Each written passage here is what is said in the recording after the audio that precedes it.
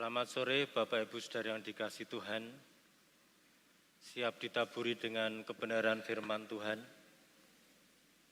Puji Tuhan, mari kita akan bersama-sama memperhatikan firman Tuhan yang dalam bulan ini masih di dalam eksposisi kitab Kolose. Dan saya akan mengambil beberapa ayat baik dari bagian awal maupun nanti dari belakang.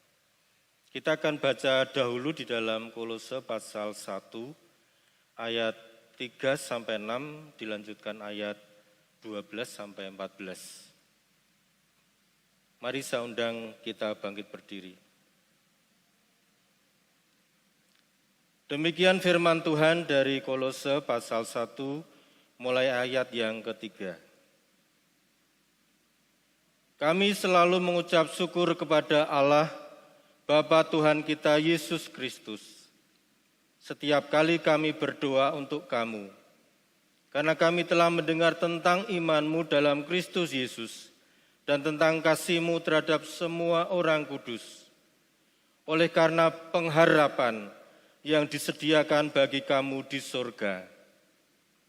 Tentang pengharapan itu telah lebih dahulu kamu dengar dalam firman kebenaran, yaitu Injil, yang sudah sampai kepada kamu. Injil itu berbuah dan berkembang di seluruh dunia. Demikian juga di antara kamu sejak waktu kamu mendengarnya dan mengenal kasih karunia Allah yang dengan sebenarnya. Ayat yang ke-12 demikian. Dan mengucap syukur dengan sukacita kepada Bapa yang melayakkan kamu untuk mendapat bagian dalam apa yang ditentukan untuk orang-orang kudus di dalam kerajaan terang. Ia telah melepaskan kita dari kuasa kegelapan dan memindahkan kita ke dalam kerajaan anaknya yang kekasih. Di dalam Dia kita memiliki penebusan kita, yaitu pengampunan dosa. Kita berdoa. Berbicaralah kepada kami, ya Allah.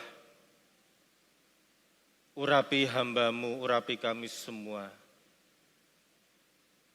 Kami sangat terbatas ya Tuhan, dan seringkali tidak bisa menangkap kebenaran firman-Mu.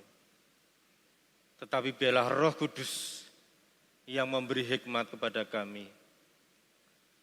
Dan biarlah firman Tuhan sore hari ini benar-benar berbicara dalam hidup kami. Tidak hanya kami dengar, tetapi boleh mengubah kehidupan kami. Terima kasih ya Tuhan, urapi kami semua di dalam nama Tuhan Yesus. Amin. Silakan duduk kembali.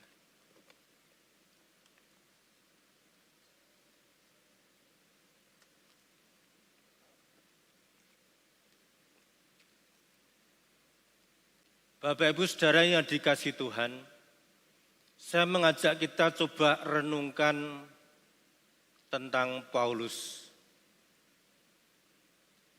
Surat Kolose ini ditulis oleh Paulus dan disebut kitab penjara. Karena memang ditulis oleh Paulus ketika dia berada di penjara. Artinya Paulus sedang dalam keadaan yang tidak baik-baik saja kalau secara fisik. Karena terkurung tidak bisa bebas kemana-mana dan kita bisa bayangkan bagaimana rasanya kalau di penjara. Mungkin ada kebosanan, ada perasaan tidak nyaman dan seterusnya. Kenapa Paulus di penjara?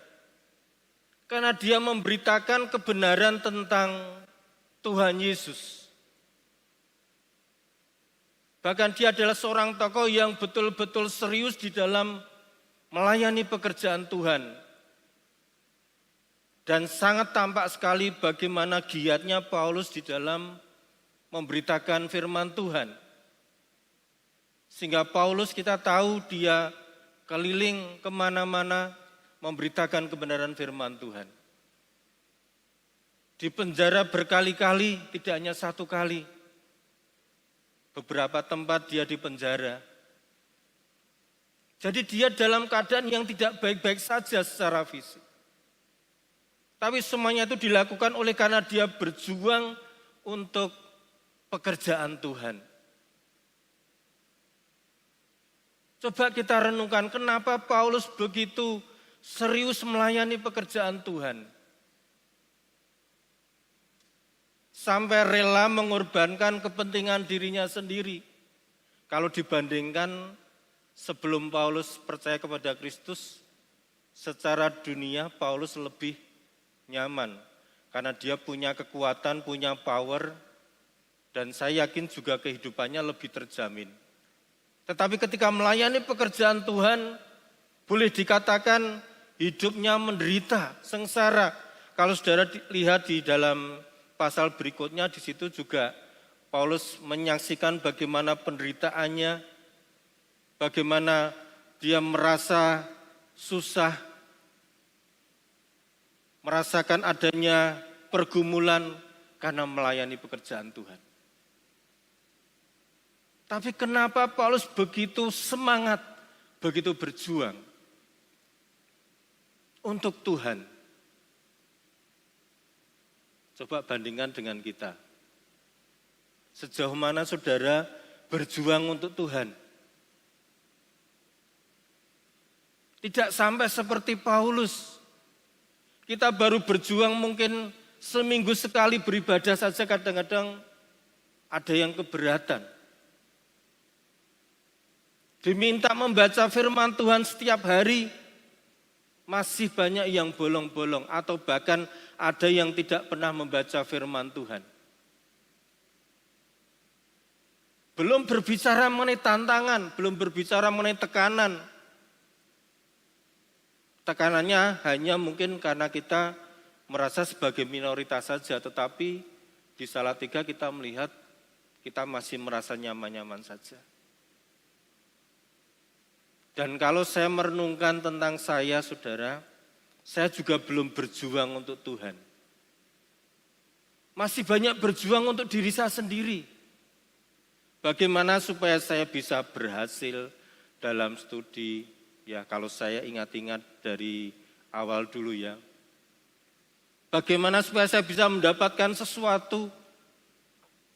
Bagaimana saya supaya bisa mendapatkan pendapatan yang baik dan seterusnya. Meskipun masih dalam ranah pelayanan, tetapi seringkali saya merasa bahwa itu masih berjuang untuk diri saya sendiri.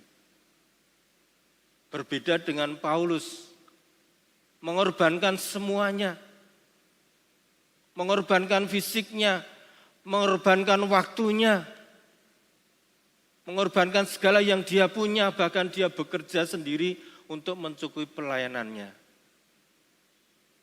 Bekerja sambil melayani pekerjaan Tuhan. Kebalik ya, melayani sambil bekerja. Jadi pelayanannya bukan sambilan ya. Begitu berjuang sedemikian rupa. Kenapa saudara? Termasuk jemaat Kolose ini kita lihat. Jemaat Kolose ini masih dalam situasi di mana pada tahun-tahun itu adalah tahun-tahun di mana kekristenan ditekan sedemikian rupa. Ditekan sedemikian rupa. Masih dalam suasana aniaya. Kadang-kadang beribadah mereka harus sembunyi-sembunyi. Tidak terus terang karena ada tekanan, ada penganiayaan. Tetapi jemaat Kolose ini juga memperjuangkan imannya. Sehingga dipuji oleh Rasul Paulus. Bahwa iman dari jemaat Kolose ini sungguh luar biasa. Kenapa saudara? Tadi saya mengajak di situ bacaannya ada pengharapan. Karena ada pengharapan. Coba kita lihat tadi di dalam bagian ayat yang kelima dikatakan demikian. Oleh karena pengharapan yang disediakan bagi kamu di surga. Kemudian di dalam ayat 12, dan mengucap syukur dengan sukacita kepada Bapa yang melayakkan kamu untuk mendapat bagian dalam apa yang ditentukan untuk orang-orang kudus di dalam kerajaan terang. Ia telah melepaskan kita dari kuasa kegelapan dan memindahkan kita ke dalam kerajaan anaknya. Jadi saudara berbicara tentang kerajaan Allah. Disebut ada kerajaan anaknya, ada kerajaan terang, tapi intinya sama. Berbicara tentang kehidupan yang akan datang. Kehidupan setelah kita mengalami kematian, kerajaan surga. Jadi ada sebuah pengharapan di mana kalau mereka percaya kepada Yesus, suatu saat mereka akan masuk di dalam kerajaan surga. Karena Tuhan Yesus sudah berfirman di dalam Yohanes pasal 14, di rumah Bapakku banyak tempat dan aku pergi ke situ untuk menyediakan tempat bagimu. Jadi kenapa mereka bisa kuat, mereka bisa berjuang sungguh-sungguh di dalam iman mereka? Karena mereka melihat kehidupan yang akan datang.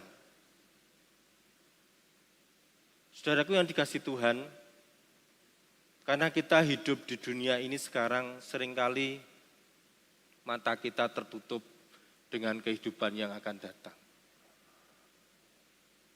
Jadi pikiran kita itu masih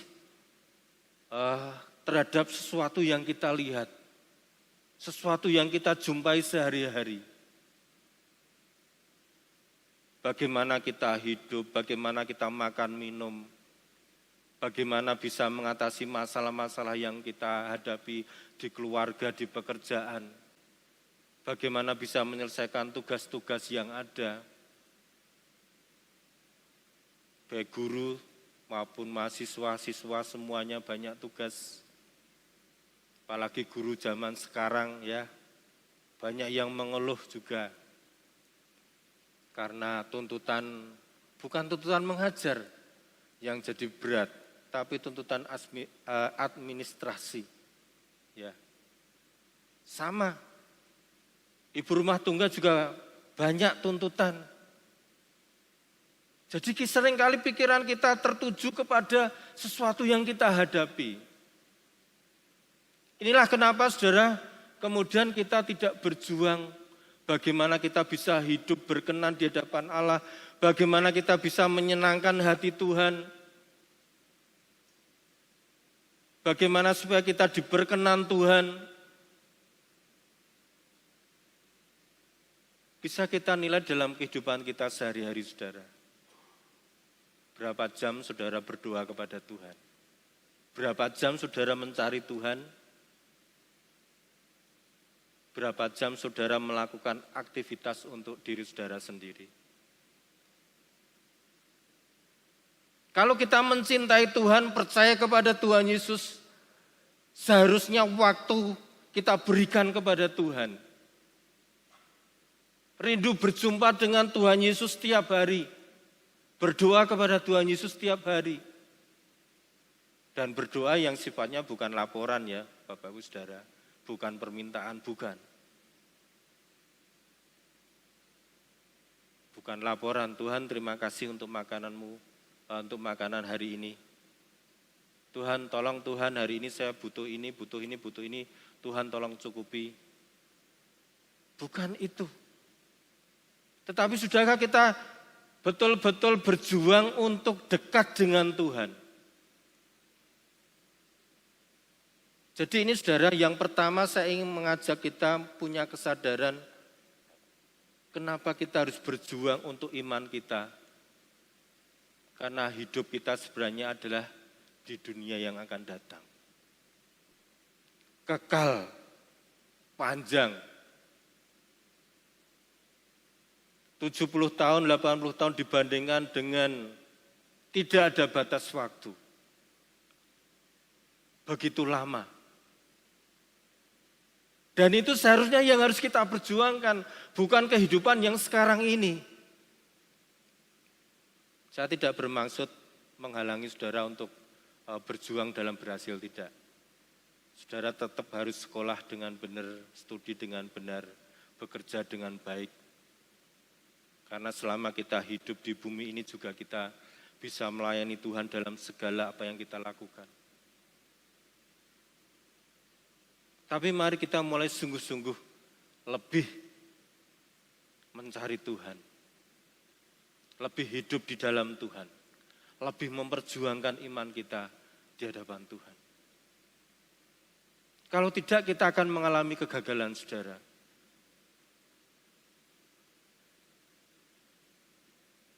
Ada yang mengatakan, Tuhan, Tuhan, bukankah aku membuat mujizat demi nama-Mu? Tetapi Tuhan katakan, enyalah aku tidak mengenal engkau. Artinya orang ini sebenarnya adalah orang yang melayani pekerjaan Tuhan dalam tanda kutip. Tetapi Tuhan tidak mengenal. Enyalah, berarti tidak bisa masuk di dalam kerajaan surga. Jadi saat ini kita melihat, saudara, perjuangan Paulus yang luar biasa, perjuangan jemaat Kolose yang luar biasa, bahkan juga tokoh-tokoh yang lain, termasuk Stefanus yang mati dirajam batu, termasuk para murid yang lain yang juga mati karena melayani pekerjaan Tuhan. Secara dunia mereka tidak mendapat apa-apa, secara dunia mereka tidak mendapatkan sesuatu yang tidak menyenangkan, tetapi mereka berjuang dengan sungguh-sungguh untuk Tuhan. Kenapa? Karena ada pengharapan kehidupan yang akan datang.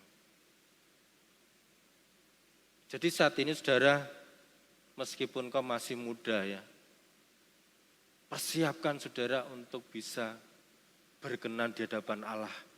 Karena itu adalah tujuan akhir kehidupan kita. Tujuan akhir kita bukan di bumi ini, tetapi di surga yang akan datang. Jadi ini kenapa, saudara, sekali lagi kenapa Paulus berjuang begitu rupa. Kenapa jemaat Kolose berjuang sedemikian rupa. Kenapa para pelayan Tuhan yang lain, tokoh-tokoh Alkitab lain, berjuang untuk Tuhan sedemikian rupa. Oleh sebab itu, saudara, supaya kita bisa berhasil di dunia yang akan datang, ada beberapa hal yang harus kita lakukan. Mulai saat ini, tidak ada kata terlambat. Mungkin sebelumnya saudara tidak serius di dalam ikut Tuhan. Seperti saya yang dulu, sekarang pun juga masih belajar. Belajar dan belajar. Ada beberapa hal yang diungkapkan oleh Paulus, saudara. Yang pertama, kita akan melihat di dalam ayat yang ke-9 bagian B. Kami meminta supaya kamu menerima segala hikmat dan pengertian yang benar untuk mengetahui kehendak Tuhan dengan sempurna. Saya bacakan ayat yang lain, ayat yang ke-23 demikian. Sebab itu kamu harus bertekun dalam iman, tetap teguh dan tidak bergoncang. Dan jangan mau digeser dari pengharapan Injil yang telah kamu dengar dan yang telah dikabarkan di seluruh alam di bawah langit. Dan yang aku ini, Paulus, telah menjadi pelayannya. Kemudian ayat yang pasal 2, ayat yang ke-7 demikian. Hendaklah kamu berakar di dalam Dia dan dibangun di atas Dia. Hendaklah kamu bertambah teguh dalam iman yang telah diajarkan kepadamu. Dan hendaklah hatimu melimpah dengan syukur. Bapak Ibu Saudara yang dikasihi Tuhan, ayat-ayat ini berkaitan dengan kehidupan kita di dalam Yesus. Jadi yang pertama, kita harus tetap hidup di dalam Kristus. Kita harus memperjuangkan iman kita di dalam Yesus Kristus. Karena Yesus sudah memberikan keselamatan bagi kita, sehingga kita manusia yang berdosa, yang sebenarnya tidak bisa bertemu dengan Allah, kita bisa bertemu dengan Allah kembali. Dan Paulus menuliskan, dikatakan rahasia besar dari abad ke abad. Walaupun rahasia sih sebenarnya bukan rahasia, maksudnya sebuah penekanan bahwa itu adalah sesuatu yang sangat luar biasa. Dari abad ke abad kemudian hadir Yesus, Tuhan Yesus yang menyelamatkan hidup saudara. Hidup kita sebagai manusia yang sudah berdosa, yang harusnya mati tidak bisa bertemu dengan Tuhan, tetapi kemudian di dalam Yesus kita bisa bertemu dengan Allah kembali. Kita bisa menjadi manusia sejati seperti yang dikehendaki Allah. Jadi yang pertama kita harus dikatakan memiliki pengertian yang benar tentang Allah. Artinya pikiran kita diubahkan, pengertian kita diubahkan, lebih mengerti Allah di dalam kehidupan kita.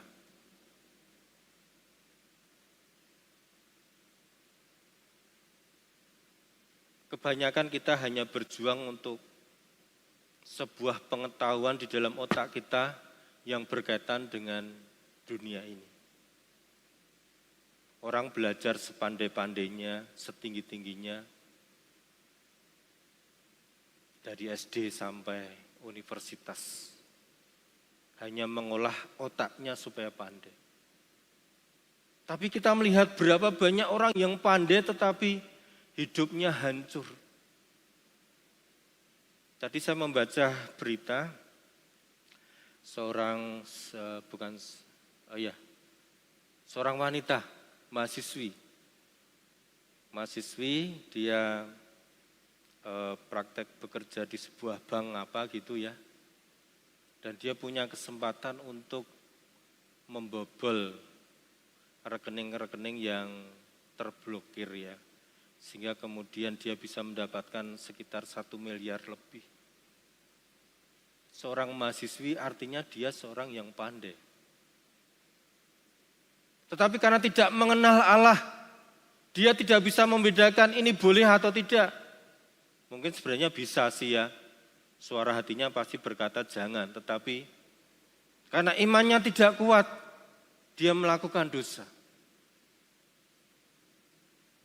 Jadi pikiran kita, pengertian kita harus kita penuhi dengan pikiran Tuhan. Banyak-banyak membaca kebenaran firman Tuhan. Berakar di dalam Kristus itu artinya kita juga belajar tentang kehidupan Yesus. Bagaimana Tuhan Yesus bertindak, bagaimana Tuhan Yesus berkata-kata, bagaimana Tuhan Yesus menyampaikan kebenaran firman Tuhan. Kalau kita sering membaca firman Tuhan, saudara, itu seringkali akan berkata dalam kehidupan kita, dalam batin kita. Misalnya ya, ketika kita mulai rakus makan ya, manusia hidup bukan hanya dari roti saja. Tapi jangan kemudian diplesetkan ya, dari ikan, dari daging. Bukan dari roti saja, tetapi dari setiap firman Tuhan. Kalau kita tahu seperti itu, kemudian kita bisa ngerem bahwa hidup saya itu bukan untuk makan, tetapi untuk melakukan kebenaran firman Tuhan. Jadi banyak-banyaklah membaca firman Tuhan. Berakar di dalam Yesus. Banyak belajar tentang Yesus. Jangan bosan. Setiap hari saudara ketika membuka HP ya, di situ juga banyak bisa belajar tentang Allah, tentang Tuhan. Meskipun saudara adalah bukan mahasiswa teologi, ya. Walaupun ibu rumah tangga kan semua bisa membaca ya, bisa ya. Baca firman Tuhan, renungkan firman Tuhan. Di dalam kitab Mazmur, renungkanlah firman itu siang dan malam. Tidak ada batas waktu. Artinya setiap saat kita merenungkan firman Tuhan, itu yang akan menjadikan saudara berkenan di hadapan Tuhan, dan nantinya ketika saudara dipanggil Tuhan, bisa masuk di dalam kerajaan surga. Yang kedua, saudara, yang harus kita lakukan, minta maaf ini sedikit tidak menyenangkan ya, mulai pasal 3 ini ya. Dikatakan demikian, karena itu kalau kamu dibangkitkan bersama-sama dengan Kristus, carilah perkara yang di atas di mana Kristus ada, duduk di sebelah kanan Allah. Pikirkanlah perkara yang di atas, bukan yang di bumi. Sebab kamu telah mati dan hidupmu tersembunyi bersama dengan Kristus di dalam Allah. Apabila Kristus yang adalah hidup kita menyatakan diri kelak, kamu pun akan menyatakan diri bersama dengan Dia dalam kemuliaan. Carilah, pikirkanlah perkara yang di atas.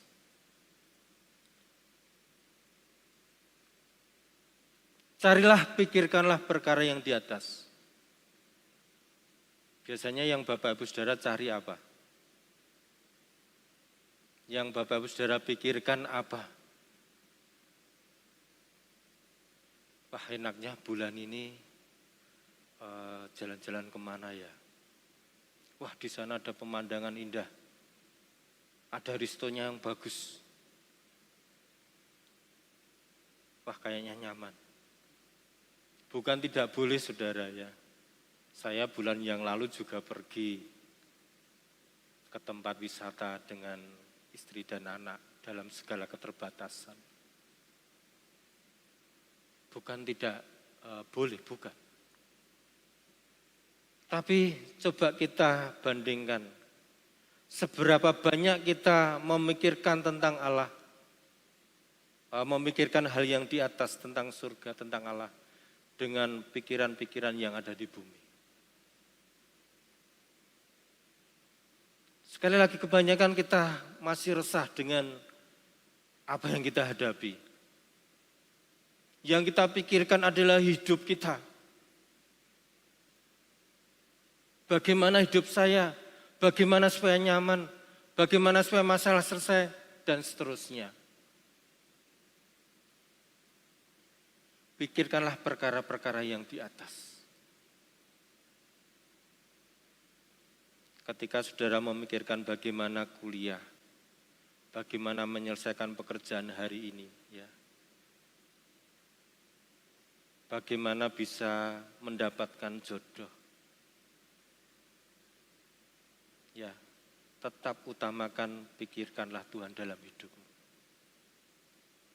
Kalau engkau sedang berpikir tentang jodoh, juga berdoa kepada Tuhan. Tuhan, di mana jodohku? Bergumul dengan Tuhan, jangan asal cantik, asal ganteng. Pikirkanlah itu, imannya bagaimana, dan seterusnya. Itu kalau kita berpikir tentang hal-hal yang di atas, perkara yang di atas. Termasuk di gereja Tuhan, saudara. Kadang-kadang banyak hamba Tuhan yang memikirkan gereja sedemikian rupa, tetapi dalam konteks tentang persoalan gereja,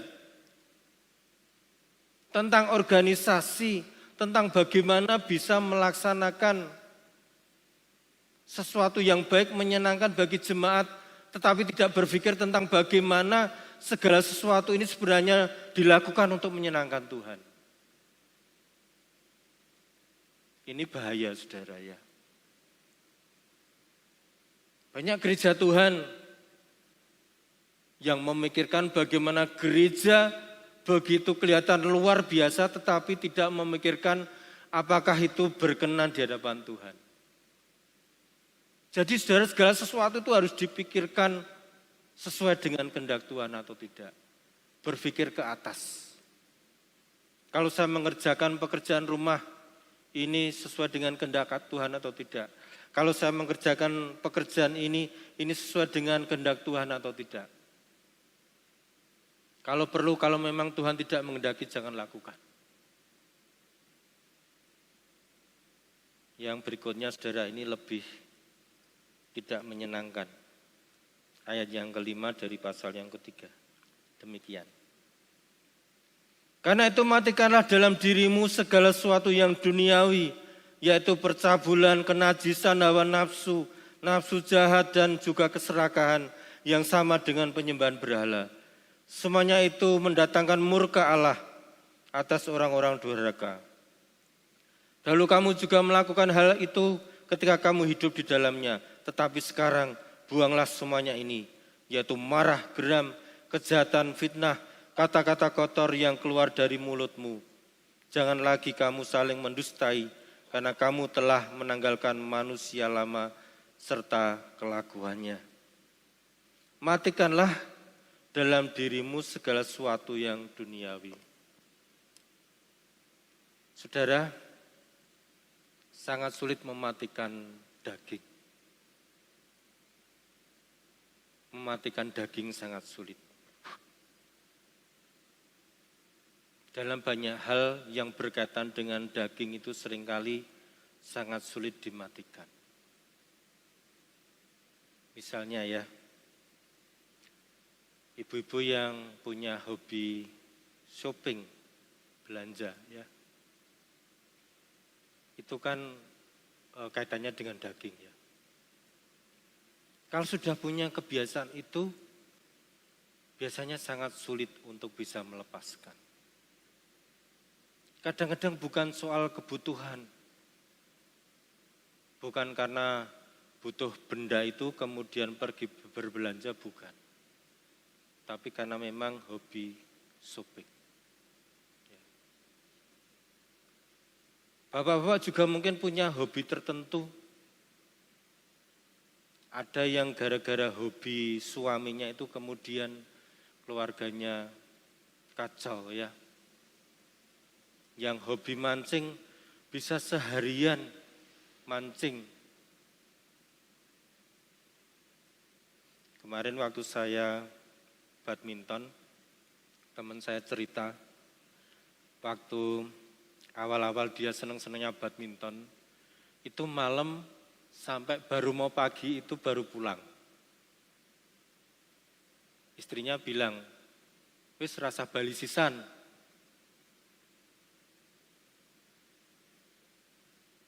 Belum kedagingan yang lain, saudara. Hawa nafsu dan seterusnya. Sungguh sangat sulit untuk mematikan. Tapi itu harus dimatikan. Dalam artian setiap hawa nafsu yang tidak benar harus dimatikan. Setiap tindakan yang tidak benar harus dimatikan. Kata-kata kotor yang tidak benar harus dimatikan. Kemarin saya menyampaikan firman Tuhan di Youth ya, saya kesaksian, saya sempat keperucut meskipun itu dalam pikiran saya ya. Ketika saya naik sepeda motor ada yang nyalip, banter dan suaranya kenceng, saya kaget. Apa yang ada dalam pikiran saya? Mudaro. Maaf ya, tapi itu memang pikiran yang muncul, spontan. Matio. Kemudian saya minta ampun kepada Tuhan. Semoga ini yang terakhir Tuhan. Itu baru kata-kata yang keperucut tidak disengaja pun sebenarnya itu dosa. Apalagi kalau kita ngonek-ngonek dalam bahasa Indonesianya, ngonek-ngonek itu maksudnya, kalau pasangan suami istri ya, ngonek-ngonek itu maksudnya muni-muni bahasa Indonesianya apa? Mencaci maki ya, mencaci maki. Kadang kita berkata-kata dengan pasangan kita merendahkan ya. Merendahkan. Hati-hati saudara. Semua itu harus kita tinggalkan. Mulailah berkata-kata dengan baik. Meskipun misalnya ya saudara yang bapak-bapak ini dimasaki istri, nggak enak. Ya bilang aja enak pertamanya, tapi kurang begini, begitu ya. Jangan langsung bilang, masak kayak ngene. Wong wedok ora iso masak misalnya ya. Anak cewek tidak bisa masak misalnya. Jaga kata-kata, jangan melukai pasanganmu, jangan melukai anak, tetangga dan seterusnya. Di dalam ayat berikutnya saudara di situ berbicara tentang hubungan suami istri. Ini termasuk bagaimana kita mengubah perilaku kita ya. Pasal 3 ayat yang ke-18 dikatakan, hei istri-istri tunduklah kepada suamimu sebagaimana seharusnya di dalam Tuhan. Hei suami-suami kasihilah istrimu dan janganlah berlaku kasar terhadap dia. Hei anak-anak taatilah orang tuamu dalam segala hal karena itulah yang indah di dalam Tuhan. Hei bapak-bapak janganlah sakiti hati anakmu supaya jangan tawar hatinya. Jadi ini saudaraku yang dikasih Tuhan, kita harus matikan hal-hal yang tidak berkenan di hadapan Tuhan. Di dalam kitab ini diberi judul hidup baru. Artinya kita meninggalkan cara hidup yang lama yang tidak berkenan di hadapan Tuhan.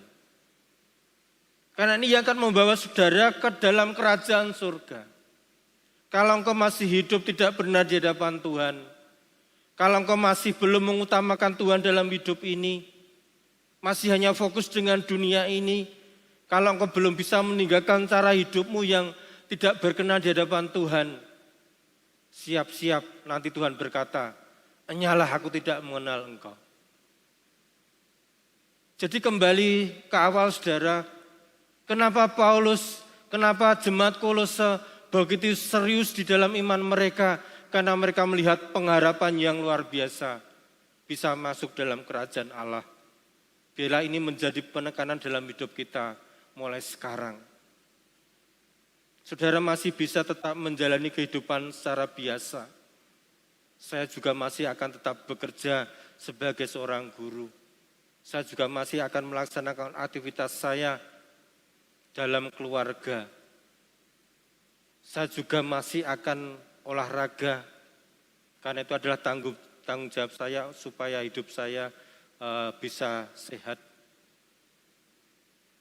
Tapi di atas semuanya itu, lakukanlah dengan pikiran yang tertuju kepada Allah. Dengan senantiasa melihat Tuhan, mengucap syukur kepada Allah dalam segala kesempatan, melihat Tuhan, merenungkan Tuhan Yesus dalam hidupmu. Dan kau akan diberkati. Saudaraku yang dikasih Tuhan, kita percaya ketika kita hidup di dalam Tuhan, Tuhan juga akan memelihara kehidupan kita yang sekarang. Tetapi seandainya pun toh kita akan mengalami nasib seperti para rasul, ibaratnya di penjara ataupun kita sampai mati karena Tuhan.